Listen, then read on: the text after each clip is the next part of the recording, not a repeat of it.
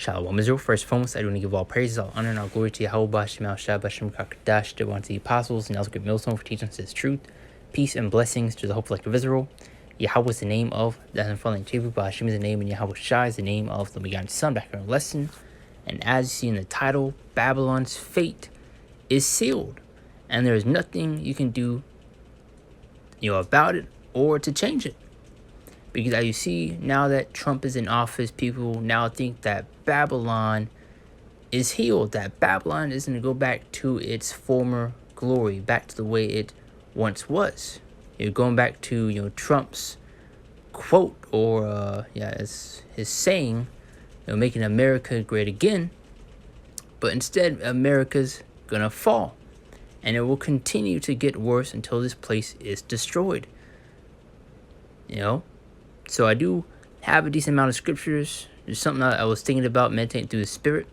And the Lord will be edifying and to the point. Now it says Psalms, the 2nd chapter, in the first verse to kick it off. And now it says, why do the heathen rage and the people imagine a vain thing? Because you have this devil thinking that he's going to rule forever.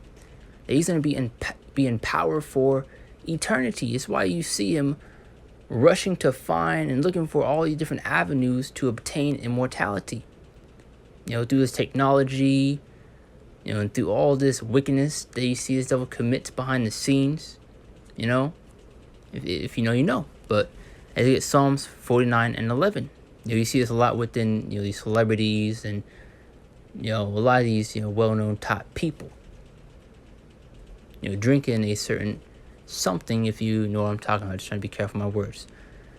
But Psalms 49:11, and it says their inward thought is that their houses shall continue forever. So this is his inward thought in his mind, that he's going to rule forever. But nah. Yahweh Bashem Shai has other plans. You are set to rule for a certain period of time. And once that time is up, once the clock is done ticking, you're out of here, man. As we're going to get later on, throughout the lesson of the scripture in 2nd Ezra, how Esau is the end of the world, and Jacob is the beginning of it that followeth.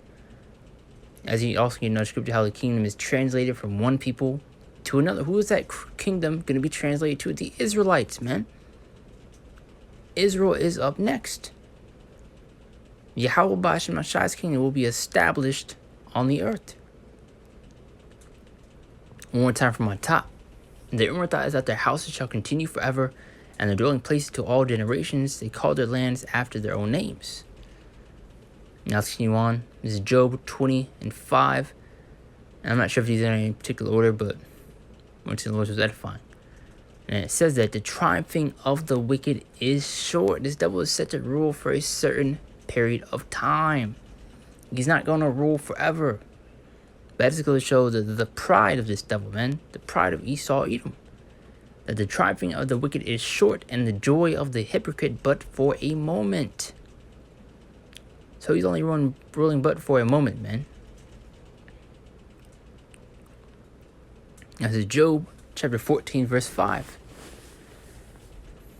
To also add to that point, it says, seeing his days are determined, the number of his months are with it. So his days are numbered, man. Let's get that word determined for edification's sake.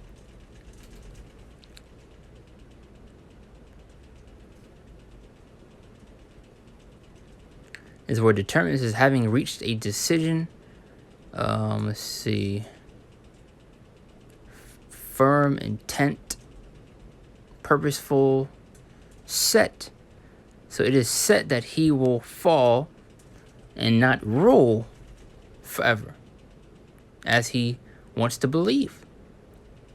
But, it's the complete opposite. He will fall, and he's going to fall hard, man. And he's going to fall fast. As we're also going to get in that scripture, how, Satan fell as lightning from heaven.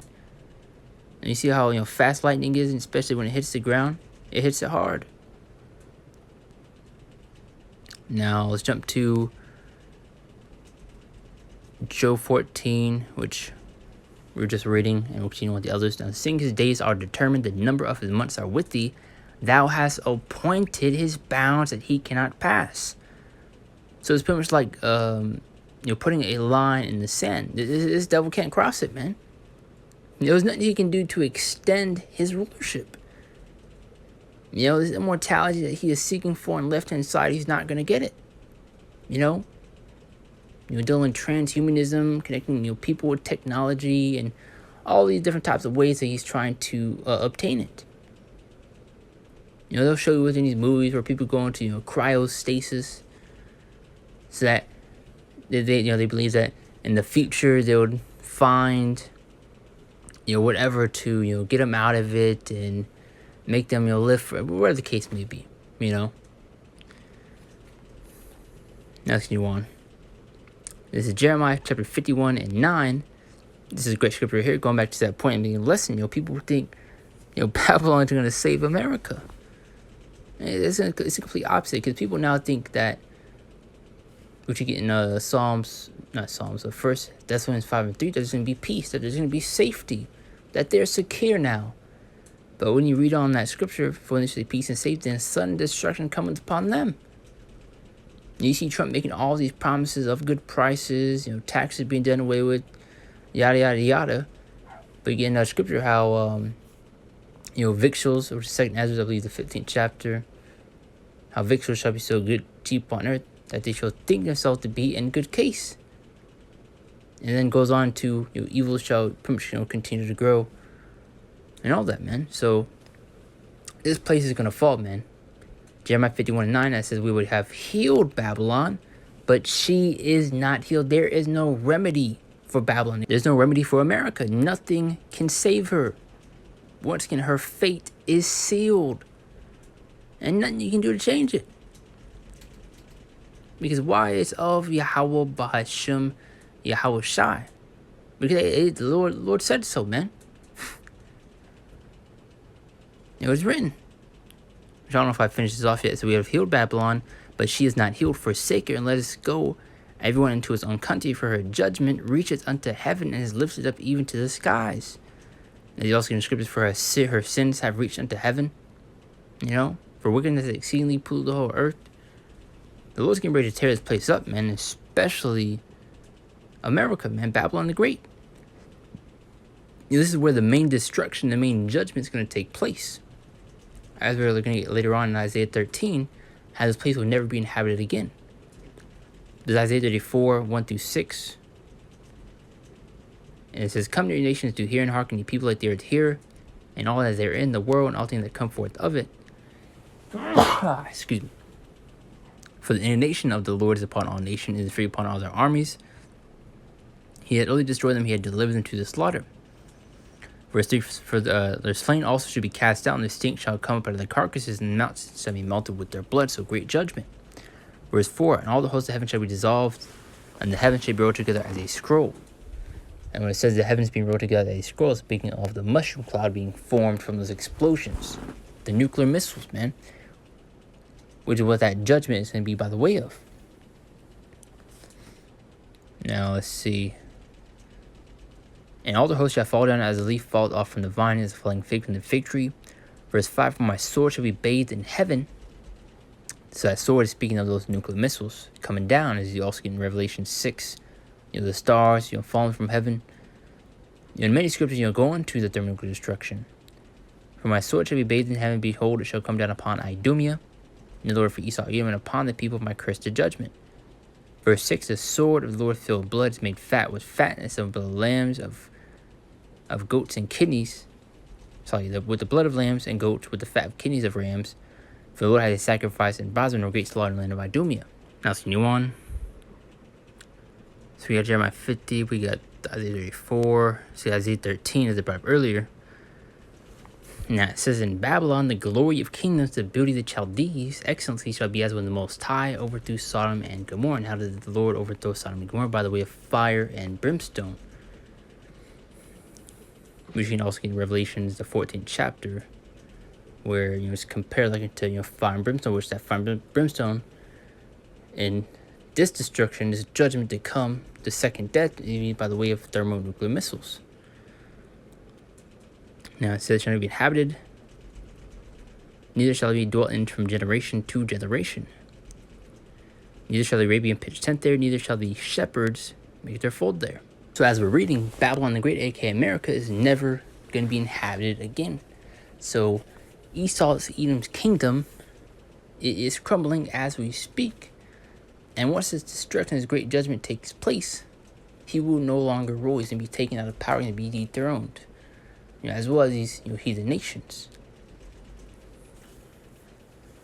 Now let's see, verse 21. But the wild beasts of the desert shall lie there, and the house shall be full of doleful creatures, and the owls shall dwell there, and satyrs shall dance there, and the wild beasts of the island shall cry in their desolate houses, and dragons in their pleasant palaces.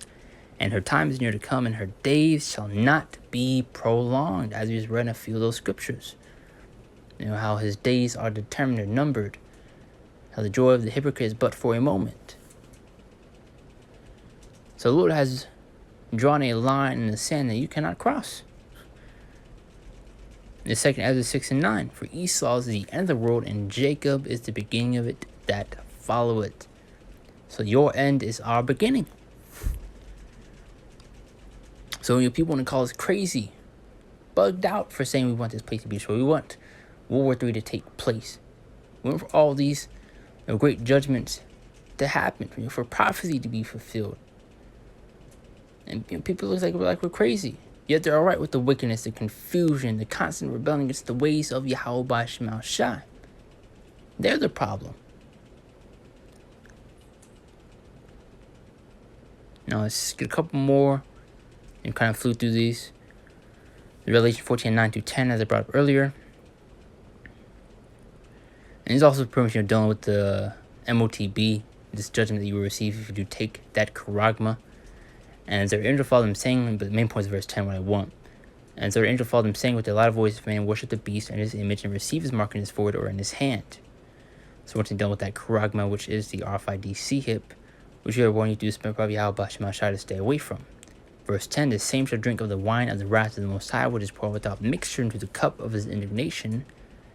He shall be tormented with fire and brimstone in the presence of holy angels in the presence of the Lamb. So use that fire and brimstone. But it's going to be, by the way, these thermonuclear missiles, Isaiah 9 and 5, Jeremiah 50, as well as the 24th verse, if not the 25th verse. Going to the Lord, open up his armory. Another scripture on how he's created the waster to destroy. Speaking of those missiles, man. Isaiah 47 and 1. Great scripture right here. As it come down and sit in the dust, O virgin daughter of Babylon, sit on the ground, there is no throne. O daughter of the Chaldeans, for thou shalt be no more called tender and delicate, because she's going to be touched. She's going to be brought low.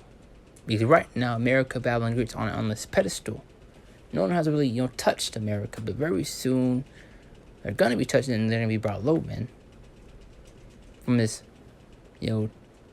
high estate that they're in now, then they brought to the dust, the lowest part. One more time. Come down and sit in dust over the daughter of Babylon. Sit on the ground. There is no throne. O daughter of Chaldeans, for thou shalt no more be called tender and delicate. After that point, Luke 10 and 18. And he said unto them, I beheld Satan as lightning fall from heaven.